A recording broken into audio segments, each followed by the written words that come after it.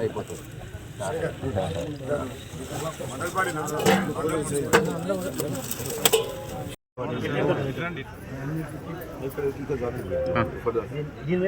రవణ కొద్దిగా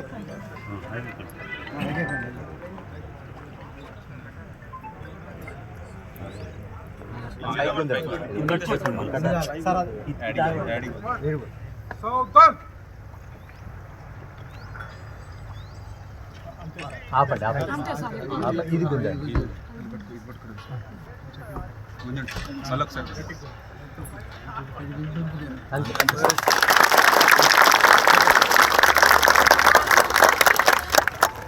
అది నువ్వు తీసుకో.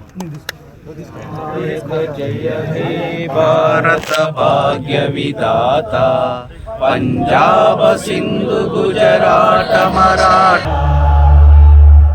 శుభ నామే జాగే తవ శుభ ఆశీష్ మాగే गाहे तब जय गाना जन गण मंगलदायक जय हे भारत भाग्य विधाता जय हे जय हे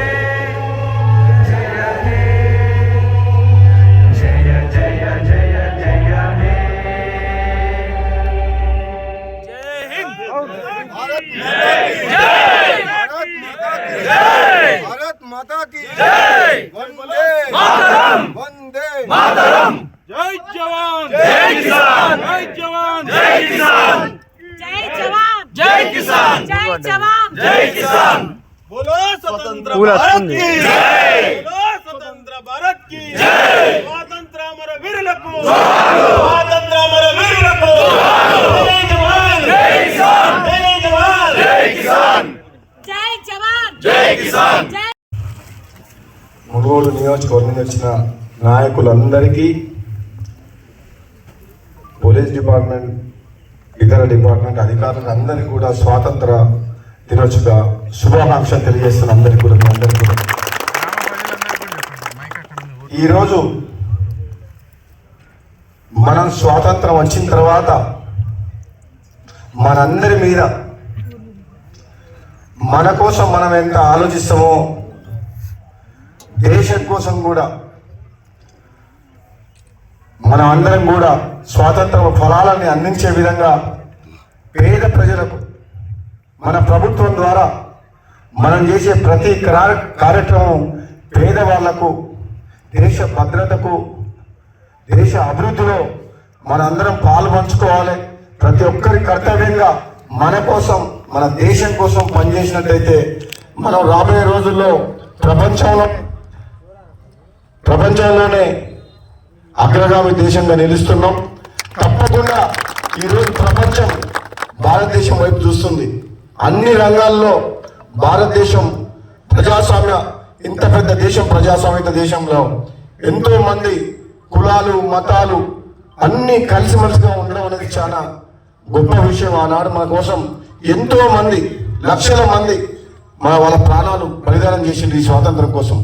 మన స్వాతంత్రం వచ్చిన తర్వాత మనం ప్రతి సంవత్సరం కూడా రాబోయే రోజుల్లో ఇంకా ముందుకు అభివృద్ధిలో ముందుకు పోయి పేదవాళ్ళకు అండగా ఉండి స్వాతంత్ర ఫలాల్ని ప్రతి ఒక్క పేదవాళ్ళకు ప్రతి ఒక్కరు కూడా ప్రతి కుటుంబం ప్రతి పౌరుడు కూడా మనం సుఖ సంతోషంతో వాళ్ళ ముఖాల్లో చిరునవ్వు ఉండే విధంగా మనందరం కష్టపడాలి.